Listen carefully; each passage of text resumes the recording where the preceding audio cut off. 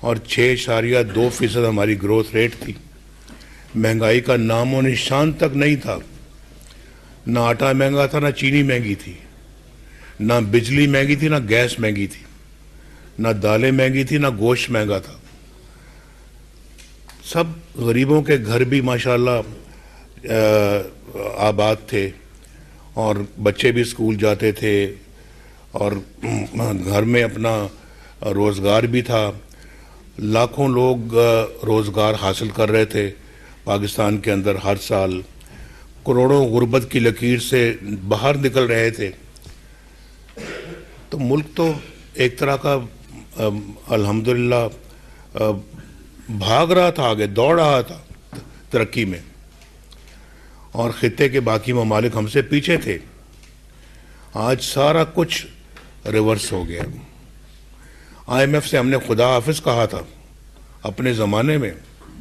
بیٹھے یہ ڈاکٹر صاحب میرے بائیں بیٹھے ہوئے ہیں، یہ خود ہیں ان کو اپنا خدا حافظ کہنے والے. اچھا بھائی، اب انشاءاللہ پھر جو ہے وہ ملیں گے. ابھی فی الحال ہمیں IMF کی کوئی ضرورت نہیں ہے. اپنا کام خود چلا رہے تھے. کوئی لون ہم اپنا جو ہے نا اپنے غیر ملکی جو قرضے تھے وہ واپس کر رہے تھے. مجھے معلوم ہے کہ ان کو معلوم ہے کہ ہم نے چین کا جو قرضہ واپس کیا، لیا نہیں ہم نے قرضہ، اپنے زمانے میں واپس کیا. اور اگر وہ مومنٹم چلتا رہتا تو آج ہم اللہ کے فضل و کرم سے بہت آگے ہوتے. دنیا میں ترقی یافتہ ممالک کے اندر بھی ہم بہت آگے ہوتے. 25 کروڑ کا یہ ملک ہے بھائی، کوئی ایسے تو نہیں ہے. تو میرا خیال ہے کہ دنیا کے اندر جو سب سے زیادہ آبادی والے ملک ہیں، ہم ان میں ہمارا پہلے 10 ملکوں میں ہمارا شمار ہے. تو یہ تو جو ہے نا وہ اتنا ہمارے پاس مین پاور ہے. تو ہم تو اللہ کے فضل و کرم سے پاکستان میں وہ کام کر سکتے ہیں جو کہ عام طور پہ قومیں نہیں کر سکتی. تو بس نظر کھا گئی ہمیں. ہم خود بھی شاید اپنے ساتھ اتنے مخلص نہیں جتنے کہ ہمیں ہونا چاہیے تھا. اور یہ بات تو بالکل صحیح ہے. تو ناانصافیاں اتنی بڑی بڑی ہوتی ہیں، ہم خاموشی کے ساتھ برداشت کر جاتے ہیں، سہ جاتے ہیں.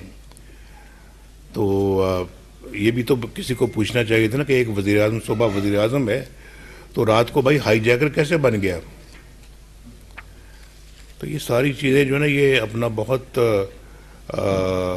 افسوسناک ہیں. اور پھر آپ میں سے پتہ نہیں کتنے آج صبح یا کل آئے ہوں گے ہوائی جہاز پہ، اور کئی بائی روڈ موٹر وے سے آئے ہوں گے. تو پہلے تو سڑکوں پہ آنا بڑا ایک مشکل کام تھا، اور آج کل تو جگہ جگہ آپ کو موٹر ویز ملتی ہیں. تو آپ کے 10 گھنٹے کے سفر جو ہیں وہ 5 گھنٹے کے ہو گئے ہیں، یا اس سے بھی کم کے ہو گئے ہیں. ابھی ہمیں آپ یہ بتائیں کہ ہم اگر وہاں سے پشاور سے سکھر تک ہم نے جو ہے وہ موٹر وے بنا دی، تو سکھر سے آگے حیدرآباد کیوں نہیں بنائی؟ ایک سوال کا جواب ہے جو مجھے پچھلی حکومت سے پوچھنا ہے.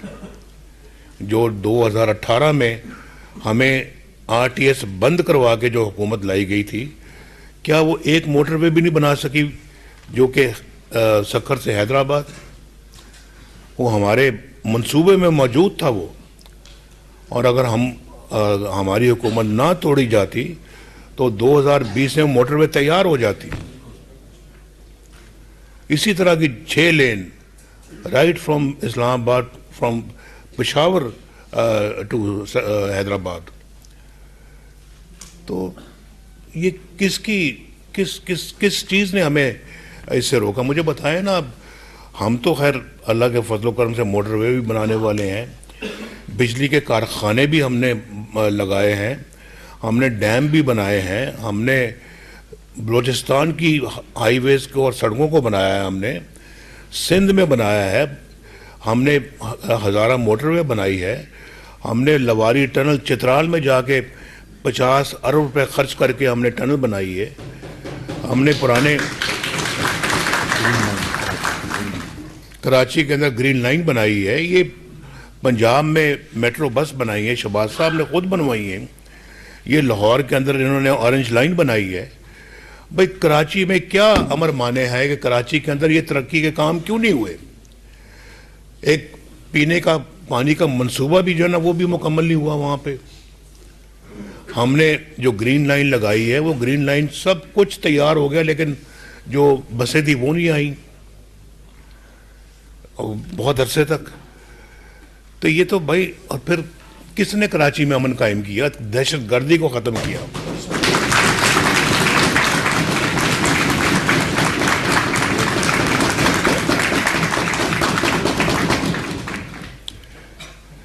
तो हमने अल्लाह के फजलो करम से जो कोयला सिंध के अंदर कोयला है, पिछले 50 साल से सुन सुन के कान पक गए थे, लेकिन सब कहते ही थे, लगाता कोई नहीं था कोई प्रोजेक्ट वहाँ पे।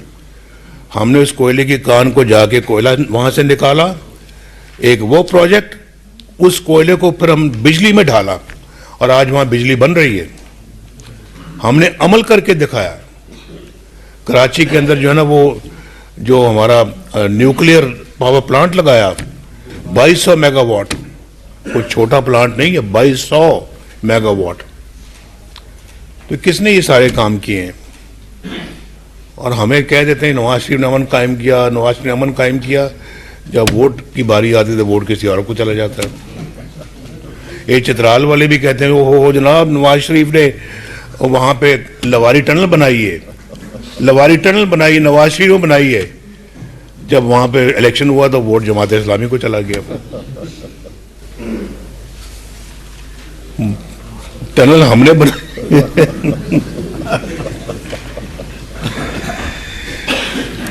टनल हमने बनाई है तो वोट किसी और को जा रहा है।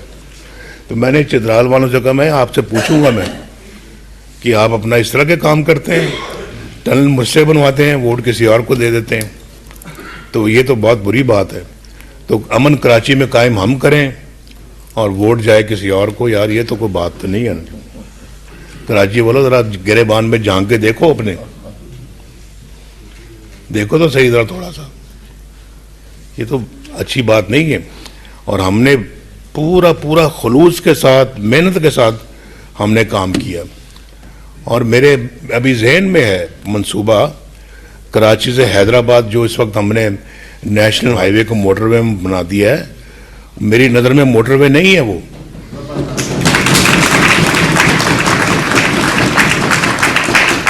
वहाँ एक मोटरवे इंशाल्लाह बनेगी कराची से हैदराबाद, और वो लाहौर इस्लामाबाद से भी बहुत बेहतर बनेगी इंशाल्लाह। शहबाज साहब सुन रहे हैं ये बात, बाकी भी दाएं बाएं सुन रहे हैं।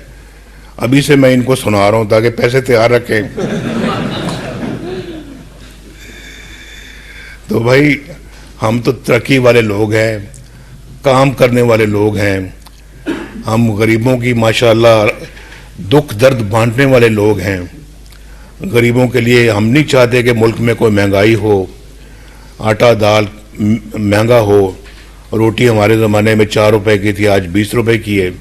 ये कोई बात है यार करने वाली? कोई बात है? ये अपने मुल्क को कहाँ ले गए हम? ये अवाम को भूखा मारना है हमने?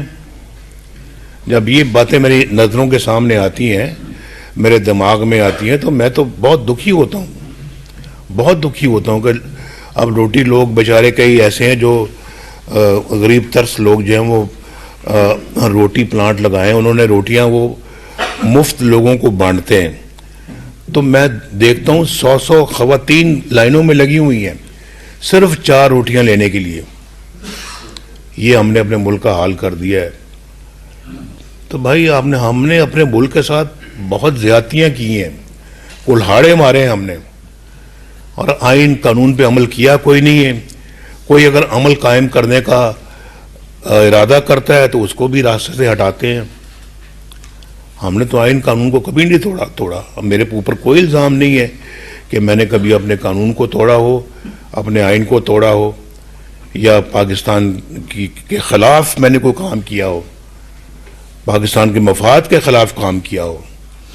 ہم نے ہمیشہ ان کی پاسداری کی ہے اور آئین کی رکھوالی کی ہے, اور جو اسے ہٹے ہیں اس کا نوٹس لیا ہے, جس کی وجہ سے پھر سارا حملہ ہمارے اوپر ہی ہو جاتا ہے, تو اس کی سزا پھر ہمیں بھگتنی پڑتی ہے. حکومت سے زیادہ تو میں اتنے سال میں حکومت نہیں میں رہا جتنے سال میں ملک بدری میں رہا ہوں. جتنا وقت میں نے جیلوں میں گزارا ہے, جھوٹے مقدمات میں گزارا ہے. وہ مقدمے دیکھ کے ان کا کیا حشر ہوا ہے. ہائی کورٹ نے ان کو 2-3 پیشیوں میں نکال کے باہر مارا ہے کہ اس میں تو ہے ہی کچھ نہیں بھائی, کیوں سزا دی نواز شریف کو. مجھے ذرا بتائیں نا جی. یہ سب آخر ایک وزیر, میں کوئی اللہ معاف کرے کوئی کرمنل ریکارڈ میرا نہیں ہے. میں ملک کا وزیر اعظم تھا, وہاں اس عہدے سے ہٹا کے آپ نے مجھے جیل میں ڈالا, جھوٹے مقدمے کیے اور 150 پیشیاں بھگتی میں نے. ساتھ یہ بھی, اس نے بھی, مریم نے بھی. ہم کون سے, ہم میں سے میرے بھائی اس کے بھی جھوٹے مقدمے بنے, یہ جو بیٹھے ہیں اس پہ جھوٹے مقدمے بنے, دائیں بائیں سب بیٹھے ہوئے ہیں. وہ دیکھ کر رانا ثناء اللہ صاحب کے اوپر تو پرچہ بنا دیا ہیروئن کا, سمگلنگ کا. اتنا جھوٹا پرچہ یار, خدا کا خوف کرو بھائی.